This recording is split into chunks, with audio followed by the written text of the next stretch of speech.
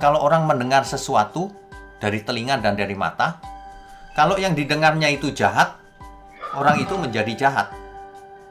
Kalau yang didengarnya itu kebenaran, orang itu penuh kebenaran. Kelihatannya benar ucapan Pendeta Wignio ini. Namun kita lihat dengan fakta Alkitab, kacamata firman Tuhan. Semuanya harus diuji dengan firman Tuhan. Apakah orang mendengar yang benar, maka orang itu akan menjadi benar? Atau orang mendengar yang benar, tetapi perlu Tuhan yang membuka hati orang itu agar dia mau menerima kebenaran? Kita ambil contoh saat Paulus berkhotbah tentang kebenaran firman Tuhan dalam Kisah Para Rasul 16 ayat 14. Seorang dari perempuan-perempuan itu yang bernama Lydia turut mendengarkan. Ia seorang penjual kain ungu dari kota Tiatira yang beribadah kepada Allah. Tuhan membuka hatinya, sehingga ia memperhatikan apa yang dikatakan oleh Paulus. Jadi, Paulus memberitakan kebenaran firman Tuhan. Namun Tuhan membuka hati wanita ini, Lydia, agar dia percaya. Jadi, para penginjil bebas menginjil kepada siapapun. Namun Tuhan yang membuka hati seseorang agar ia mau menerima firman Tuhan atau kebenaran itu. Sebab Allah lah yang bekerja di dalam hati orang itu.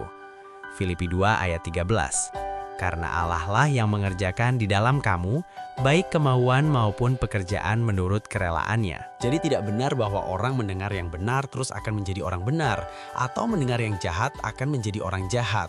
Tetapi Allah bekerja dalam segala sesuatu untuk mendatangkan kebaikan bagi mereka yang mengasihi Dia. Roma 8 ayat 28. Ayat ini nantinya dibaca pendeta sesat Wignio Tanto ini, tapi dia tidak sadar. Firman Tuhan, Allah turut bekerja dalam segala sesuatu, garis bawahi segala sesuatu, baik maupun buruk, maupun dalam malapetaka dan bencana. Seperti yang bakar gereja, bongkar gereja, rusak gereja, orang berdoa termasuk anak-anak diusir dari rumah doa, akhirnya Tuhan mendatangkan bencana.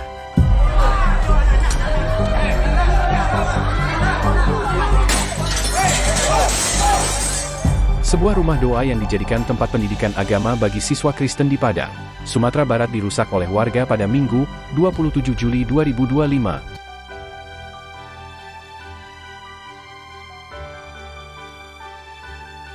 Bukan daerah yang rawan banjir begitu. Sehingga bisa Anda bayangkan betapa terkejutnya warga ketika mereka sudah lama bertahun-tahun atau berbelas-belas tahun tidak mengalami banjir, tapi tiba-tiba mengalami banjir bandang yang bahkan bisa menghancurkan sebagian rumah mereka. Ini seperti yang tampak layar kaca Anda, begitu derasnya banjir, air yang mengalir.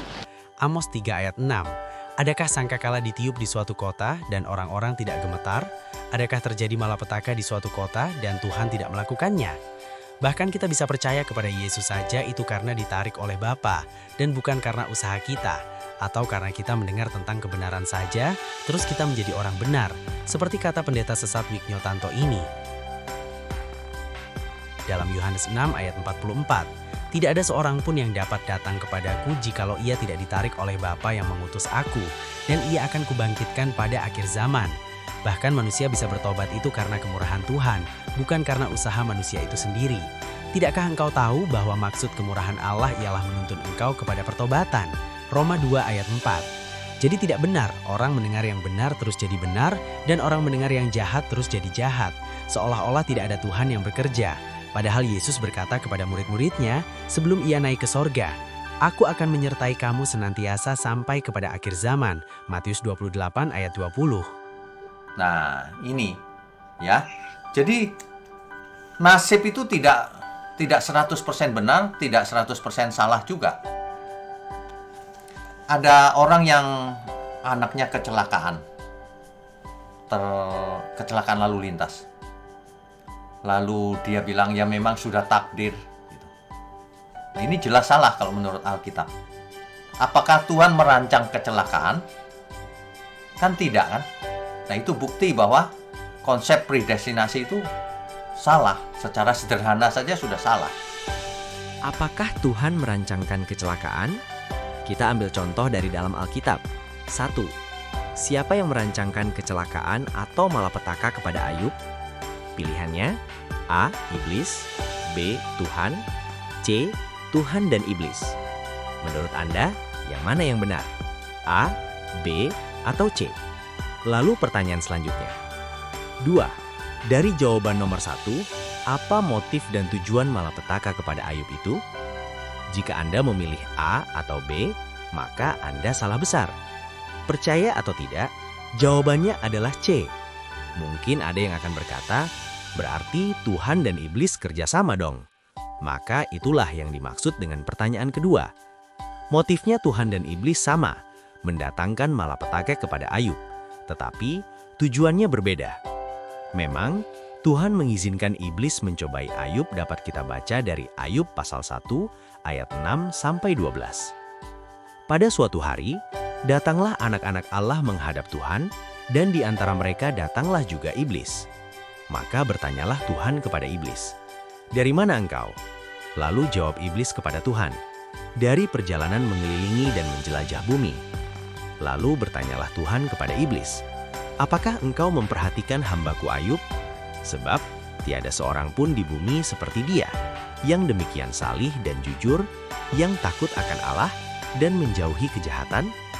Lalu jawab iblis kepada Tuhan, "Apakah dengan tidak mendapat apa-apa Ayub takut akan Allah? Bukankah engkau yang membuat pagar sekeliling dia dan rumahnya, serta segala yang dipunyainya? Apa yang dikerjakannya telah kau berkati, dan apa yang dipunyainya makin bertambah di negeri itu. Tetapi ulurkanlah tanganmu, dan jamahlah segala yang dipunyainya. Ia pasti mengutuki engkau di hadapanmu." Maka firman Tuhan kepada iblis, "Nah, segala yang dipunyainya ada dalam kuasamu. Hanya janganlah engkau mengulurkan tanganmu terhadap dirinya." Kemudian pergilah iblis dari hadapan Tuhan. Jadi itu iblis mendapat izin dari Tuhan, berarti malapetaka dari iblis. Tetapi Ayub berkata dalam Ayub 2 ayat 10. Tetapi jawab Ayub kepadanya, "Engkau berbicara seperti perempuan gila. Apakah kita mau menerima yang baik dari Allah, tetapi tidak mau menerima yang buruk?" Dalam kesemuanya itu, Ayub tidak berbuat dosa dengan bibirnya. Berarti karena Tuhan mengizinkan, maka malapetaka ini, kata Ayub, malapetaka ini dari Tuhan juga. Lalu kita baca di Ayub 42 ayat 11. Mereka menyatakan turut berduka cita dan menghibur dia, oleh karena segala malapetaka yang telah ditimpakan Tuhan kepadanya. Jadi Tuhan ikut menimpakan malapetaka kepada Ayub. Bahkan Tuhan terang-terangan berkata bahwa ia dan iblis mencelakai Ayub. Firman Tuhan kepada iblis, "Apakah engkau memperhatikan hambaku Ayub?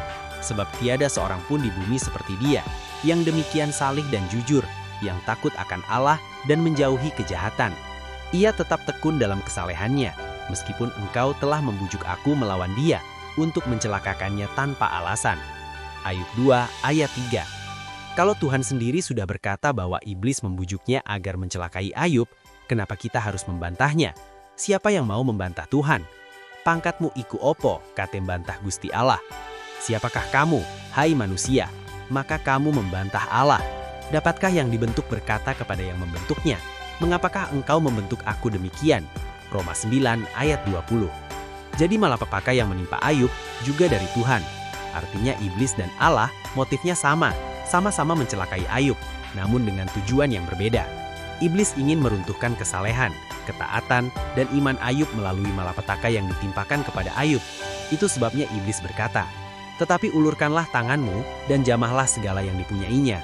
Ia pasti mengutuki engkau di hadapanmu." Ayub 1 ayat 11.